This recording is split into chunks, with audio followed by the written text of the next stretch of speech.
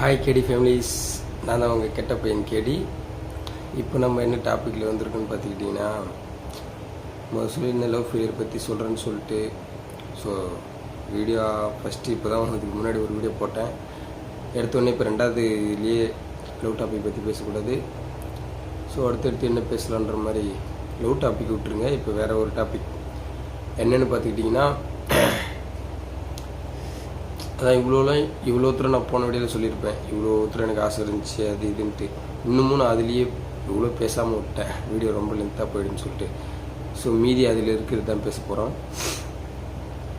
உடம்பு சரியில்லைங்க, அதனால் வாய்ஸ் கொஞ்சம் டல்லாக இருக்கும், கொஞ்சம் அட்ஜஸ்ட் பண்ணிக்கோங்க. தலைவலி சளி பிடிச்சிட்டு ஜுரம் அடிச்சுட்டு நீங்கன்னா வேலைக்கு போகல. என்ன டாப்பிக்னு பார்த்துக்கிட்டிங்கன்னா, நான் அதிலேயே சொல்லியிருப்பேன், இந்த டான் படத்தில் வர மாதிரி தான் என்னோடய லைஃப்லேயும் நடக்குது அப்படின்னு சொல்லிட்டு இவ்வளோ ஆசைன்ட்டு.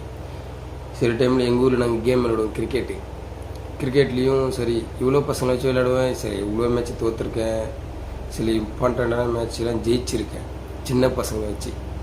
சின்ன பசங்கன்னா எப்படின்னா, ஏன் ஈக்குவல் பசங்க கூட விளையாடுவேன். ஆனால் என்னோடய வயசு வந்து இப்போ 21, அதுலேருந்து ஒரு 5 வயசு மைனஸ் பண்ணி ஒரு 15 வயசு பசங்க, 12 வயசு பசங்க, 8 வயசு 9 வயசு பசங்களாம் வச்சு நான் என் டீமில் வச்சு விளையாடிருக்கேன், வச்சு விளையாடி ஜெயிச்சிருக்கேன். அதெல்லாம் சொல்கிறேன். எப்படின்னா, சின்ன பசங்களை வச்சு தோற்றுருக்கானுங்க, ஜெயிச்சிருக்கானுங்க, அது வேறு. நான் இது வரைக்கும் இந்த மாதிரி சின்ன பசங்க வச்சு தான் அதிகமாக ஜெயிச்சிருக்கேன். ஏன் அதை சொல்கிறேன்னு பார்த்துக்கிட்டிங்கன்னா, சில பேர் சொல்கிறானுங்க விளையாட எங்கள் ஊர்லேயே தான் எங்கள் பசங்களை தான் சொல்லுவானுங்க, சின்ன பசங்களை வச்சு நீ டக்குன்னு சின்ன பசங்களை அவுட் ஆகிட்டுனா நீ ஓவர் நிறைய விளையாடலான்னு பார்க்குறியா, ஏமாத்தலான்னு பார்க்குறியா அப்படின்லாம் சொல்லியிருக்கானுங்க. எனக்கு அந்த மோட்டிவேட்லாம் கிடையாது. யாரை வச்சு விளையாடினாலும் என் டீம் ஜெயிக்கணும் அப்படின்னு மட்டும் தான் நான் பார்ப்பேன். அதேமாரி தான் யார் எதை சொன்னாலும் என்னோடய லைஃப்பில் நான் ஜெயிக்கணும் மட்டும்தான் என் மைண்டில் ஓடிட்டுருக்கு. அந்த உதாரணம் எதுக்கு சொல்லணும்னு பார்த்துக்கிட்டிங்கன்னா, என்னை இவ்வளோ பேர் இவன் ஒன்றும் உருப்பட மாட்டான் அது இது நிறைய பேர் சொல்லியிருக்காங்க. அந்த மாதிரி சின்ன பசங்களை வச்சு தொடர்ந்து 3 மேட்ச் ஜெயித்தேன். அப்போ எங்கள் அண்ணன் ஒருத்தன், இவன் தாண்டா டீம் கேப்டன், ஒருத்தான கேப்டன். எப்படி எந்த ஒரு அர்த்தத்தில் சொல்லணும்னு பார்த்துக்கிட்டிங்கன்னா, சின்ன பசங்களை வச்சு ஜெயிச்சேன் இல்லையா, இவன் தான் கேப்டன்சி கரெக்டாக பண்ணுறான் அப்படின்ற மாதிரி. ஏன்னா நான் சின்ன பசங்களை வச்சு பெரிய ஆளுகிட்ட இப்போ எங்கள் அண்ணன் ஒருத்தர் விளையாடினாரு அந்த டீமில், ஆப்போசிட் டீமில். அவருக்கு வந்து கல்யாணம் ஆகி 4 பசங்க. அவர் வந்து விளையாடுறாரு, நல்லா ஒரு ஹிட்மேன் வச்சுக்கோங்களேன், நல்லா 6 அடிக்க தெரிஞ்சு எல்லாமே நல்லா பண்ணுவார். அவரையே நாங்கள் இந்த சின்ன பசங்களை வச்சு ஜெயித்தேன். ஏன் ஈக்குவல் பசங்கன்னு பார்த்தோன்னா என் கூட ஒரே ஒரு ஆள் தான் இருந்தான், அதுவும் என்னோட 2 வயசு சின்ன பையன் அவன். மீதி எல்லாமே ரொம்ப சின்ன பசங்க தான், அவனுங்களை வச்சு ஜெயித்தேன். ஏன்னு பார்த்துட்டிங்கன்னா, கேப்டன்சி எப்படின்ட்டா, யாருக்கு எப்படி போட்டால் அடிப்பாங்க, யார் எந்த இடத்துல நிற்க வச்சா கேட்ச் பிடிப்பாங்க அப்படின்ற ஒரு மைண்ட் செட்டில் நம்ம வந்து எல்லா பசங்களையும் நம்ம டீம் வந்து கேப்டன்சி பண்ணி அந்த இடத்துல இது எல்லாத்தையும் ஒர்க் பண்ணால் கரெக்டாக நம்மளுக்கு வந்து ஒரு ரிசல்ட் கிடைக்கும். அதேமாரி தான் நான் வந்து வச்சு சின்ன பசங்களை வச்சு தான் ஜெயித்தேன். ரொம்பவே இருக்குதுங்க, ஃபேன் இல்லை, ஃபேன் போட்டால் வாய்ஸ் வந்து ஒரு மாதிரி கேட்காது, அதனால தான் ஃபேன் ஆஃப் பண்ணிட்டு பேசிகிட்ருக்கேன். அதான் இந்த இடத்துல வச்சு நிற்க வச்சா இவங்க இப்படி பண்ணுவாங்க அப்படி பண்ணுவாங்கன்னு எல்லாத்துக்குமே ஒரு கேப்டன்சி தெரியும் இல்லையா. அந்த மாதிரி நான் பண்ணேன், 3 மேட்ச் ஜெயித்தேன். ஏன்னா சொல்லும் போது எனக்குள்ளே ஒரு இதாச்சு, நம்ம கிரிக்கெட்டில் எதனா பண்ண முடியாதா அப்படின்னு மாதிரி தோணுச்சு. ஏன்னா அது சொல்கிறேன், எல்லா இடத்துலையும் நான் எதனா ஒரு இடத்துல ஒரு இது பண்ணிட்டேன்னா அதுவே நீ ஆயிடு அப்படின்ற மாதிரி நிறைய பேர் சொல்லுவாங்க. ஸோ நம்ம இதை ஆயிடலாமாலாம் தோணும். ஆனால் எல்லாத்துக்குமே யாருக்குன்னா ஒரு வாய்ப்பு தான் கிடைக்கும். கிரிக்கெட்லேயும் சரி, சினிமாவிலையும் சரி, எல்லாத்துலேயும் 1000ல் ஒருத்தவங்களுக்கு தான் வாய்ப்பு கிடைக்கும்.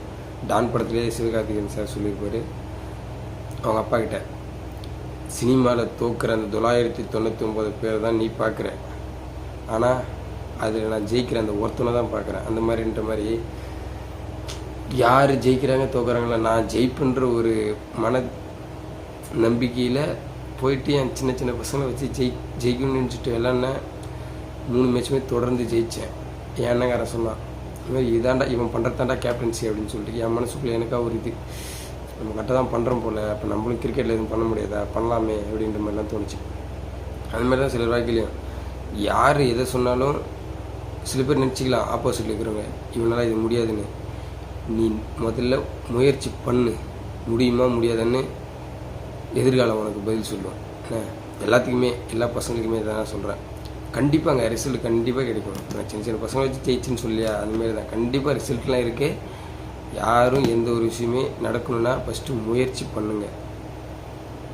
ஃபஸ்ட்டுமே அப்படி தான் சின்ன பசங்களை வச்சு இப்போ லாஸ்ட்டு 3 மேட்ச் நான் ஜெயிச்சுன்னு சொல்லியிருந்தேன் இல்லையா, அதுக்கு முன்னாடிலாம் பெரிய பெரிய பசங்களை வச்சு தோற்றுருங்க.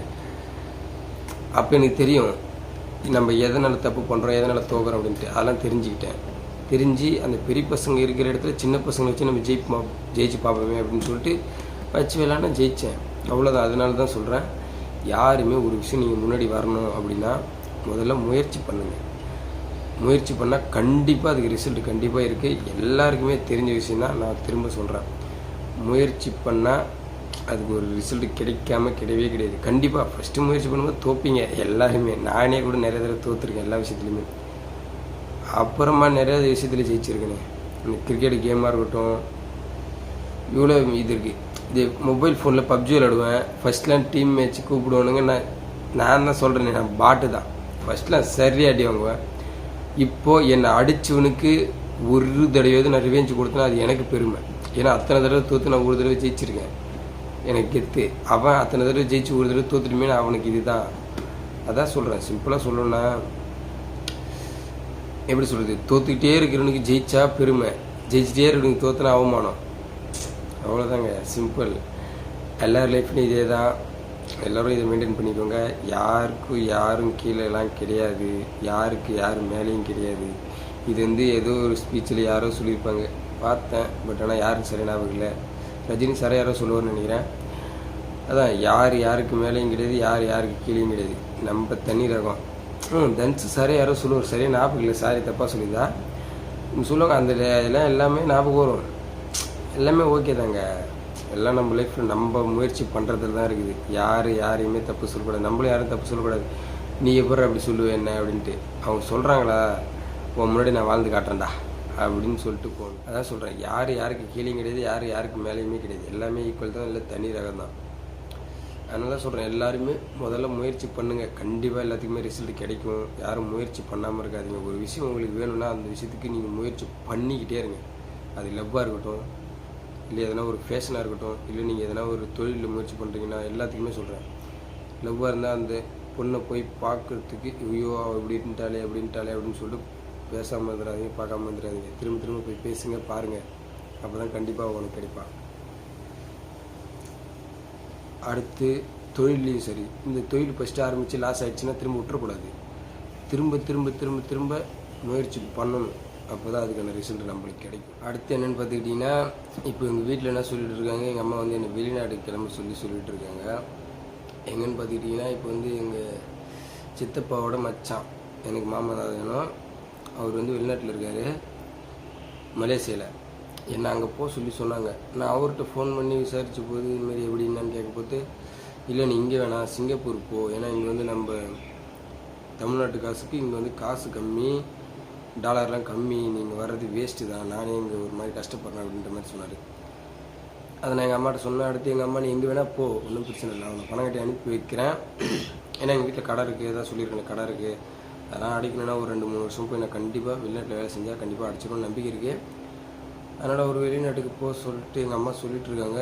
அவரும் சிங்கப்பூருக்கு பார்த்துக்கலான்னு. நானும் அதுமாரி கூகுளெலாம் சர்ச் பண்ணி பார்த்தேன். எந்த நாட்டு காசு நம்ம நாட்டு காசுக்கு அதிகம்னு பார்த்துக்கிட்டிங்கன்னா, இதுக்குன்னு பார்த்துக்கிட்டிங்கன்னா நம்ம அங்கே போய்ட்டும் இதே ஈக்குவல் காசுக்கு சம்பாதிக்கிறதுக்கு நம்ம இங்கேயே சம்பாதிச்சு போடாங்க. அதனால் வெளிநாட்டில் போய் சம்பாதிக்க எல்லாத்துக்குமே தெரியும். வெளிநாட்டில் போய் பணக்காரன் வரனா எப்படி, அங்கே டாலர் வேறு, நம்ம நாட்டு காசுக்கு அங்கே கொஞ்சம் பண மதிப்பு அதிகமாக இருக்கும். அதனால் டாலர் சரியில்லை, நீ சிங்கப்பூருக்கு போன்ற மாதிரி சொன்னாங்க. நானும் கூகுளில் சர்ச் பண்ணி பார்த்தேன். ஆமாம், சிங்கப்பூரில் வந்து எப்படின்னா, நம்ம நாட்டு காசு ₹1, அந்த நாட்டு காசு ₹1, நம்ம நாட்டு காசுக்கு வந்து 68 ரூபா சம்திங், 68 ரூபாய் 62 ரூபாய் வருது சிங்கப்பூர் காசு.